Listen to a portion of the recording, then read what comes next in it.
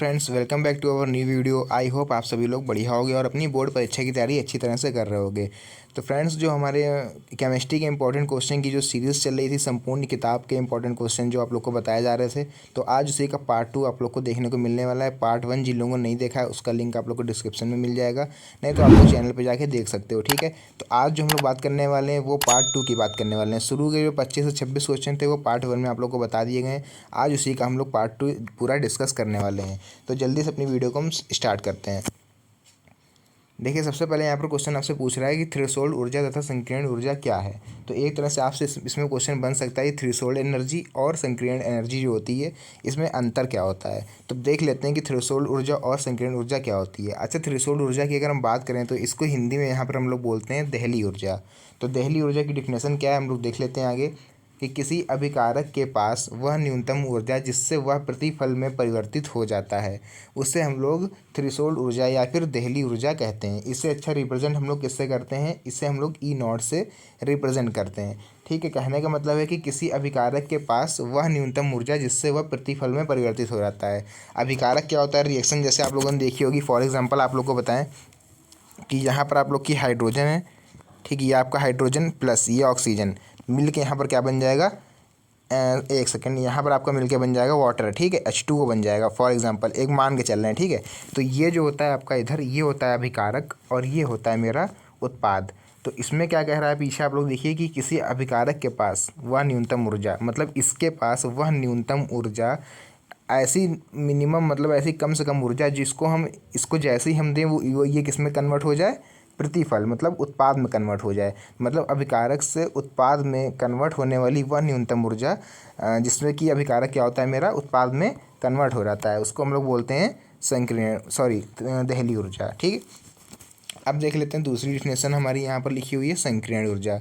तो संकीर्ण ऊर्जा क्या होती है भाई, इसकी डिफिनेशन देख लेते हैं हम लोग कि किसी अभिकारक की ऊर्जा दहली ऊर्जा से कम होने पर उसे प्रतिफल में परिवर्तित करने के लिए जो ऊर्जा दी जाती है उसे संकीर्ण ऊर्जा कहते हैं। ठीक है, तो अभी जो हमने आप लोग को बताया था कि इधर मेरा क्या था अभिकारक और इधर क्या था मेरा उत्पाद, तो इसको हम वन कम से कम ऊर्जा दे रहे थे कि किस में कन्वर्ट हो रहा था, प्रतिफल मतलब कि उत्पाद में।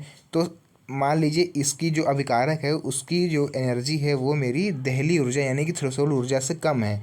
तो ऐसी कंडीशन में आपको एक और एनर्जी देनी पड़ती है उसको दहली ऊर्जा के बराबर करने में। ठीक है, मतलब दहली ऊर्जा तक पहुंचाने में, तभी तो वो कन्वर्ट होगा ना जब दहली ऊर्जा इसमें पूरी होगी। तो वह जो ऐसी ऊर्जा जिसको हम दहली ऊर्जा तक पहुंचाने में, मतलब अभिकारक को आप इतनी एनर्जी दो कि वो कहाँ तक पहुंच जाए, दहली ऊर्जा तक पहुंच जाए, तो वो कम से कम एनर्जी होती है, उसको हम लोग बोलते हैं संकीर्ण ऊर्जा। डिफिनेशन यहाँ पर आप लोग को दिख रही होगी कि किसी, यहाँ पर डिफिनेशन देख लीजिए आप लोग कि किसी अभिकारक की ऊर्जा दहली ऊर्जा से कम होने पर उसे प्रतिफल में परिवर्तित करने के लिए जो ऊर्जा दी जाती है उसे संकीर्ण ऊर्जा कहते हैं। ठीक, इसका छोटा सा यहाँ पर फॉर्मूला एक आप लोग को दिख रहा होगा, क्या होता है ये आप लोग यहाँ पर लिख लीजिएगा। बढ़ते हैं अपने अगले क्वेश्चन की तरफ। अगला क्वेश्चन में देखिए बच्चों, हमारा इसी पे लिख के आ चुका है, क्या है कि अयस्क तथा खनिज क्या है। तो आप लोग को यहाँ पर अयस्क और खनिज की डिफिनेशन आप लोग को बतानी है। तो पृथ्वी के आंतरिक भाग में पाए जाने वाले धातु युक्त ठोस जो होते हैं वो खनिज होते हैं, और जबकि जैसे खनिज जिनसे धातु का निष्कर्षण आसानी से हो जाता है उसको हम लोग अयस्क कहते हैं। ठीक, ये इतनी छोटी डिफिनेशन ही आप लोग जानते होंगे। बढ़ते हैं आगे क्वेश्चन पर। अच्छा, एक लाइन आप लोग यहाँ पर याद कर लीजिएगा, ये जो लाइन यहाँ पर लिखी हुई है ये कि सभी अयस्क जो होते हैं वो खनिज होते हैं परंतु सभी खनिज अयस्क नहीं होते हैं। ये लाइन आप लोग को याद कर लेनी है। अब अगला क्वेश्चन देखिए हमसे पूछ रहा है यहाँ पर, अगला क्वेश्चन पूछ रहा है हमसे कि लोहा, एल्युमिनियम, कॉपर तथा पारा के अयस्कों के नाम लिखिए। ये क्वेश्चन आपसे 2 नंबर में पूछ सकता है कि भाई लोहे के 2 खनिज लिखिए कौन कौन से होते हैं, या फिर कॉपर के किन्हीं 2 खनिजों के नाम लिखिए, या पारा के किन्हीं 2 खनिजों के नाम लिखिए।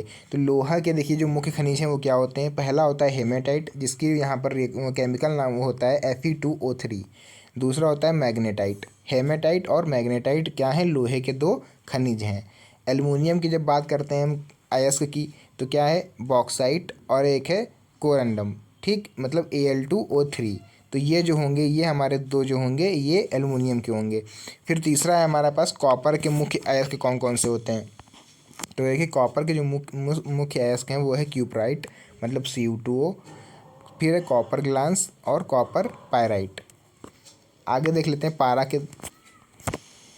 पारा के देखिए दो हैं कि Hg के मतलब Hd मतलब पारा यहाँ पर, ठीक है। एक है सिनेबार HGS, दूसरा यहाँ पर आप लोग को नीचे दिखा दें, एक सेकेंड।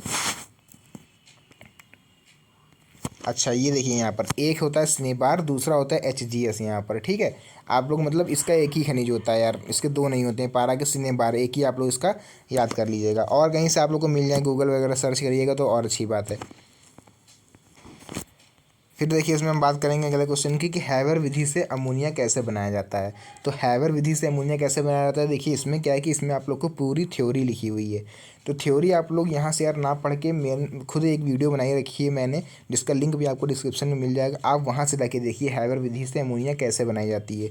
और वहाँ पे फुल मतलब आप लोग को डायग्राम के साथ, मतलब यहाँ पे आप लोग पढ़ोगे तो ना तो केवल आप लोग रटोगे, लेकिन वो वाली जो वीडियो है आप लोग देखोगे जाके, मात्र 8 से 9 मिनट की वीडियो है पूरी, वो आप लोग को बिल्कुल समझ लिए दिमाग में छप जाएगी। ऐसी हैवर विधि आप लोग को वहाँ पर समझाई गई है। तो अच्छे से देखिएगा ताकि पूरा डायग्राम फुल एक्सप्लेनेशन कैसे क्या प्रयोग होते हैं सब आपको वहाँ पर देखने को मिलेगा, ठीक है। अब देखिए अगला क्या है हमारा कि हैलोजन तत्व रंगीन क्यों होते हैं, मतलब जो हैलोजन परिवार के तत्व होते हैं वो रंगीन क्यों होते हैं। तो इसका कारण देख लीजिए क्या है कि हैलोजन तत्व रंगीन होते हैं, जिसका कारण है कि दृश्य क्षेत्र में विकिरणों का अवशोषण होता है तथा बाह्यतम कक्षा के इलेक्ट्रॉन उत्तेजित होकर उच्च ऊर्जा स्तर में चले जाते हैं। विकिरण के भिन्न भिन्न क्वांटम अवशोषित करने के कारण अलग अलग रंग प्रदर्शित करते हैं, ठीक है। एफ मतलब होता है पीला, Cl मतलब हरा, और Br मतलब होता है लाल, ठीक, और I मतलब बैंगनी रंग का होता है। तो ये आप लोग को पूरा कारण लिख देना, ये कारण आप लोग से 3 नंबर में पूछा जाता है। अगला क्वेश्चन देख लेते हैं अपना। फिर देखिए आगे हमसे पूछ रहा है यहाँ पर कि हैलोजन तत्व प्रबल ऑक्सीकारक होते हैं क्यों। मतलब हाँ, हैलोजन तत्व जो होते हैं वो प्रबल ऑक्सीडेशन नंबर होते हैं, क्यों होते हैं भाई, इसका कारण देख लेते हैं हम लोग कि हैलोजन तत्वों के अंतिम कक्षा में 7 इलेक्ट्रॉन होते हैं। हैलोजन अच्छा हमारे कौन कौन से हुए आप लोग को बताते हैं। देखिए फॉर एग्जांपल हम मान लेते हैं कि हमारा जो है Cl जो है वो है हैलोजन, ठीक है। Cl हो गया, या फिर I हो गया, है ना, या फिर ये हो गया मेरा Br हो गया, ये सब मेरे होते हैं हैलोजन तत्व। मतलब आप लोग को बताएं, रुकिए एक सेकेंड। फॉर एग्जांपल क्लोरीन हमारा क्या है, हैलोजन तत्व है, इसका परमाणु क्रमांक होता है 17, ठीक है। अगर इसका हम इलेक्ट्रॉनिक विन्यास निकालें तो क्या निकलेगा, 2,8,7, ये निकलेगा इसका इलेक्ट्रॉनिक विन्यास 17। तो देखिए क्या है, क्या रहा है क्वेश्चन, ज़रा ध्यान से देखिएगा यहाँ पर नीचे कि हैलोजन तत्वों के अंतिम कक्षा में 7 इलेक्ट्रॉन होते हैं। तो देखिए यहाँ पर आप लोग को दिख रहा होगा, अगर देखें आप लोग ध्यान से कि 7 इलेक्ट्रॉन है, ठीक है। क्लियर हुआ हैलोजन तत्व ऑक्सीकारक क्यों होते हैं, ठीक है। अब आगे बढ़ते हैं इसकी डिफिनेशन पर। इन्हें अष्टक पूर्ण करने के लिए 1 इलेक्ट्रॉन की आवश्यकता होती है। भाई अंतिम में 7 होते हैं, और अष्टक पूरा पूरा कब होता है, जब 8 इलेक्ट्रॉन हो जाएं। तो यहाँ पर इन लोग को 1 इलेक्ट्रॉन की आवश्यकता होती है। अतः ये स्थायी होने के लिए 1 इलेक्ट्रॉन को तुरंत ग्रहण करने की प्रवृत्ति रखता है, मतलब ये दूसरे से उधार मांग के अपना 8 इलेक्ट्रॉन पूरा करता है, इसीलिए क्या होते हैं, ये ऑक्सीकारक होते हैं। अगला क्वेश्चन देखते हैं अपना। फिर देखिए अगला इंपॉर्टेंट क्वेश्चन है मेरा कि फिनॉल अल्कोहल से ज़्यादा अम्लीय होता है क्यों। क्यों फिनॉल अल्कोहल से ज़्यादा अम्लीय होता है, मतलब एसिड ज़्यादा होता है। पढ़ लेते हैं इसका एक कारण क्या है कि फिनॉल में हाइड्रोक्सिल समूह बेंजीन वलय के sp2 संकृत कार्बन से जुड़ा रहता है। मेन जो आपको लाइन लिखनी है वो ये लिखनी है आपको यहाँ तक, ठीक, जिसके कारण इसके अणु में आवेशित वितरण से -OH समूह के ऑक्सीजन धनावेशित हो जाता है और अल्कोहल से भी ज़्यादा अम्लता प्रदर्शित करता है। इतना सा आप लोग को लिख देना है। फिर देखिए आगे हम लोग इसमें पढ़ने वाले हैं अब कि निम्न अभिक्रियाओं को परिभाषित करिए। मतलब वुड्स रिएक्शन, फ्रैकलैंड अभिक्रिया, सैंडमायर, woods fitting, Kolbe, Hopman bromide, कार्बेलामीन। कुल मिला के यहाँ पर जो आप लोग को ये रिएक्शन पढ़नी है, ये सब कौन सी रिएक्शन है, नेमिंग रिएक्शन है। तो नेमिंग रिएक्शन इसमें आप लोग को थोड़ा विस्तार से नहीं बता पाएंगे, लेकिन हाँ एक और वीडियो आप लोग को मिलेगा लिंक में, जिसका लिंक आप लोग को डिस्क्रिप्शन में दिया हुआ है। आप लोग वहाँ जाके नेमिंग रिएक्शन अच्छे से पढ़िएगा, फुल एक्सप्लेनेशन के साथ समझाया गया है एक एक चीज़, तो वहाँ से आप लोग को अच्छे से समझ में आएगा।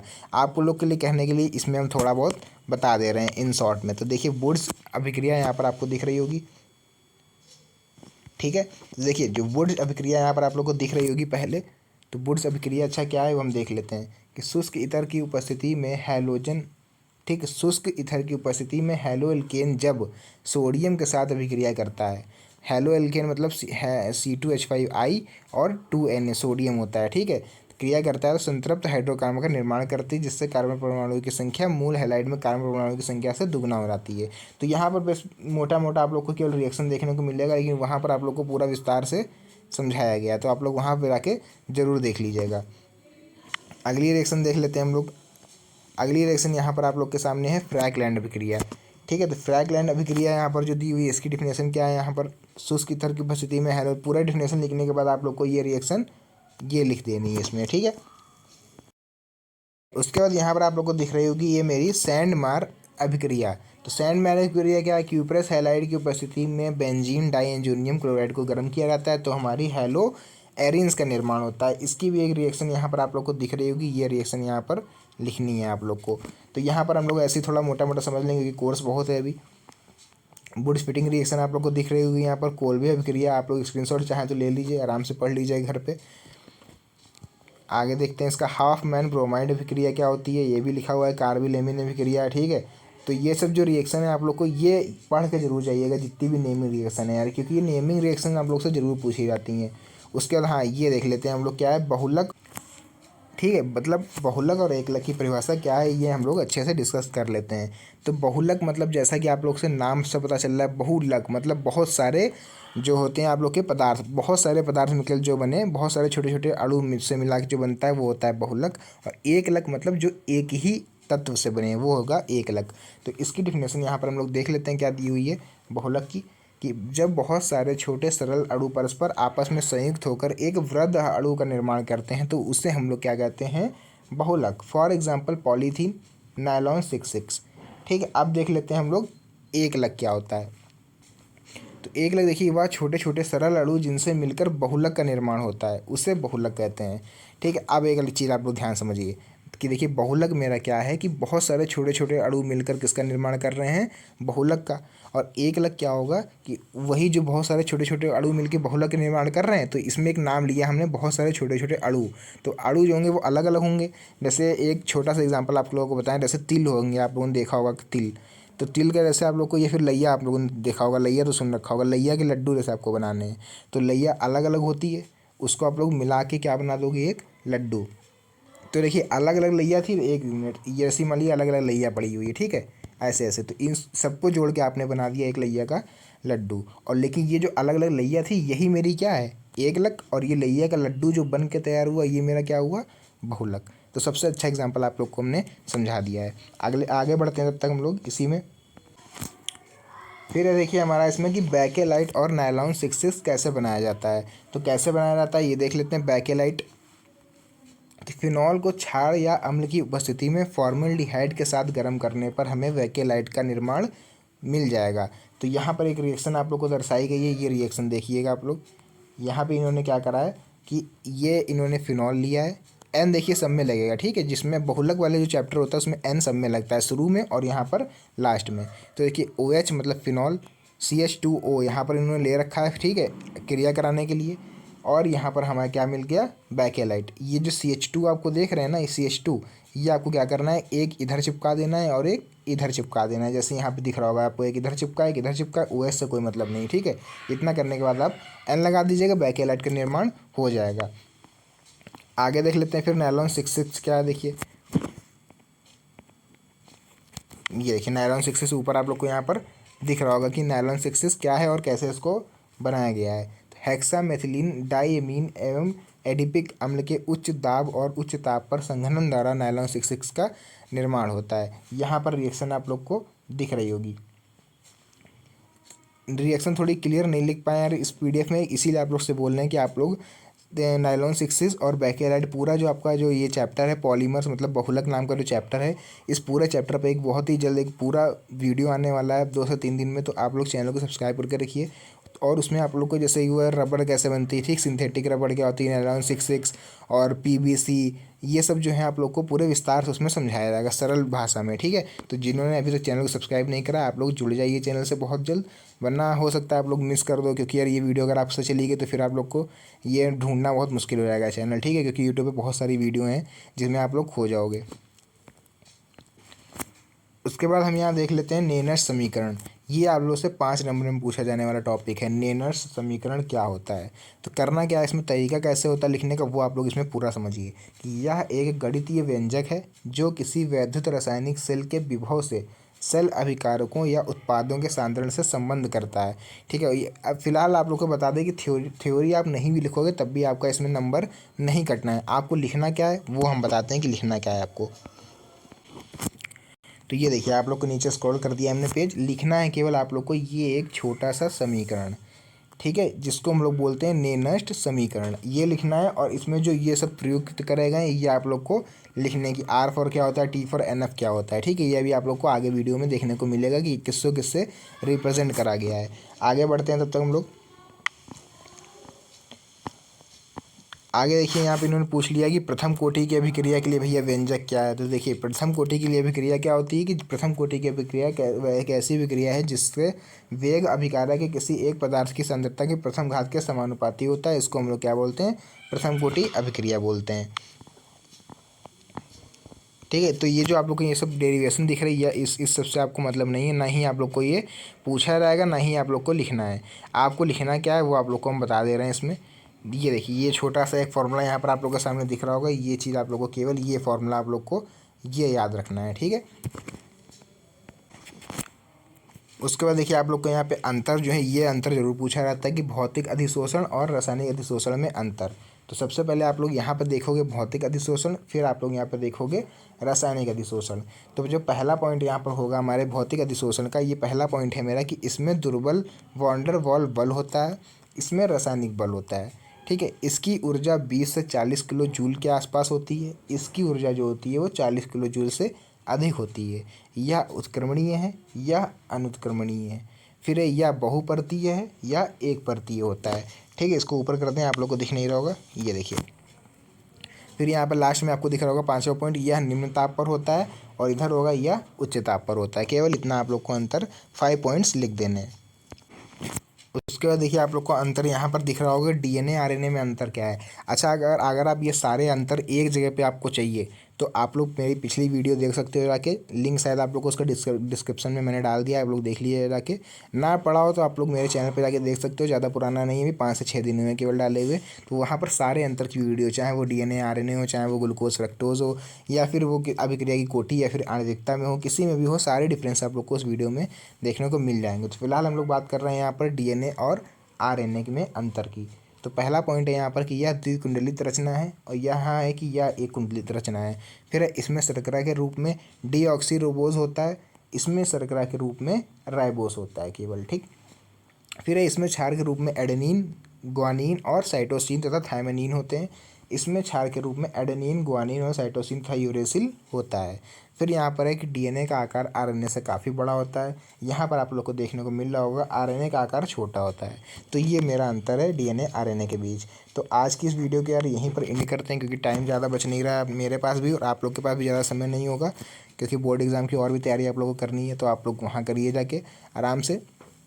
और जो नेक्स्ट वीडियो आने वाला है वो इसी का पार्ट 3 होगा, जिसमें आप लोग को इंपॉर्टेंट रिएक्शन, अभी नेमिंग रिएक्शन जितनी भी हैं या फिर नीचे जितनी भी रिएक्शन अभी बची हुई होंगी आप लोग की, वो टोटल रिएक्शन आप लोग को बताई जाएंगी।